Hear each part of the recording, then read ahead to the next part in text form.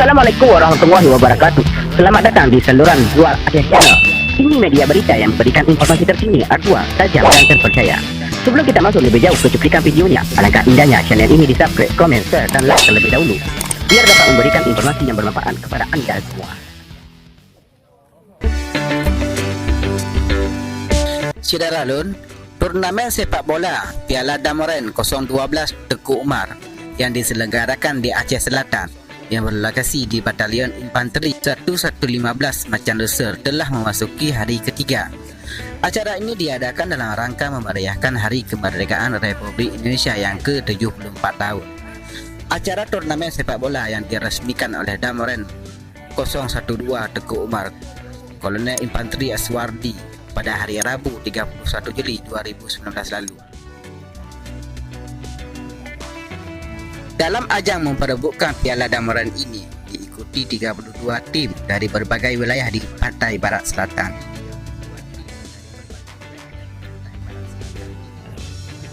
Di antaranya Kabupaten Aceh Barat, Nagang Raya, Aceh Barat Daya, Aceh Selatan, Sebulu Salam dan Singkil.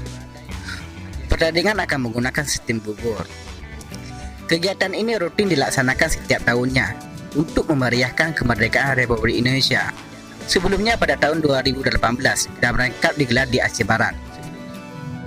Tujuan dilaksanakannya turnamen sepak bola Damoren Cup 2019 sesuai amanat yang disampaikan Damoren 012 Tengku Umar Kolonel Infanteri Aswardi untuk mewujudkan kemanunggalan TNI dengan rakyat. Sampai hari ini, Jumaat 2 Agustus 2019, telah bertanding 4 tim tangguh dari 4 kecamatan di Aceh Selatan.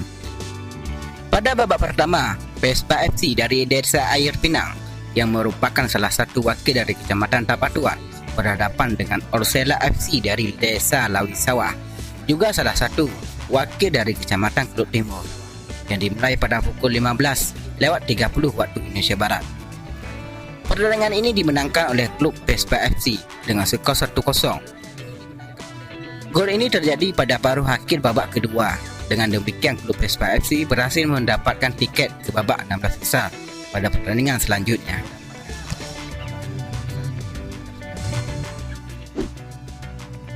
Sementara itu, pada pertandingan putaran kedua, Kobra FC dari Desa Tebing Gajah, termasuk salah satu wakil dari Kecamatan Pasir Raja, berhadapan langsung dengan Gajah FC dari I Jereneh, mewakili Kecamatan Trumon Tengah.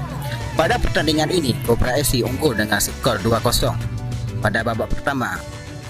Kedua sebelasan saling serang hingga pada menit ke-21 si kaki keramat Johnny berhasil membobol pertahanan lawan dan kedudukan kacamata berubah menjadi 1-0 hingga turun minum.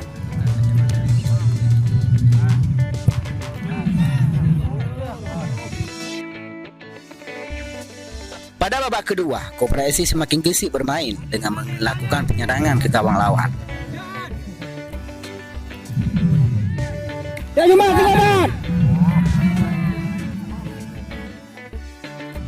Namun, selalu gagal membuahkan gol.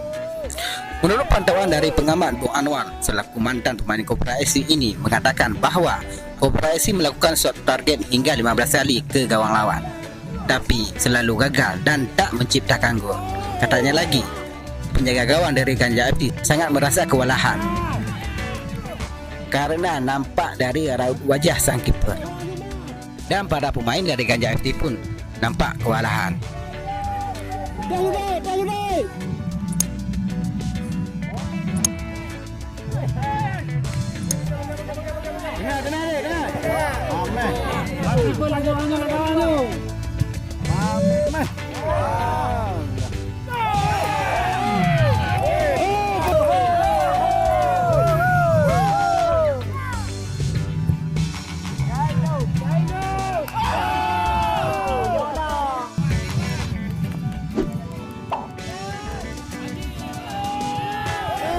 Lantas pada akhirnya saudara Hari, sang kapten Kobra FC berhasil menembus gawang lawan setelah mendapatkan umpan assist dari Rahman pada menit atau detik terakhir pertandingan, iaitu menit ke-26. Karena pertandingan ini waktunya berlangsung 30 tambah 30 iaitu 60 menit. Dengan demikian, kesebelasan Kobra FC dari Desa Teping Gajah berhasil mendapat tiket ke 16 besar dan dapat bertanding ke babak selanjutnya. Perlu diketahui juga, tim Kobra FC menurunkan pemain-pemain yang bertalenta. Ada 2 pemain yang sudah sangat senior seperti Purman dan Fauzi, dan juga termasuk pemain lainnya seperti Fahmi sang penjaga gawang, Hasbur, Tekjur, Wandi, Andi, Adik, Zaiki, Roni dan Ray. Sedangkan yang duduk di bangku cadangan di antaranya Rahman, Aman, Zawir, Nandi, Ajir, Ir. Pada kali ini pelatih dipercayakan kepada Bung Irwan dan manajer Bung Dedi. Sekian laporan dari Zuar Aceh Channel. Semoga bermanfaat. Salam olahraga. Wassalamualaikum warahmatullahi wabarakatuh.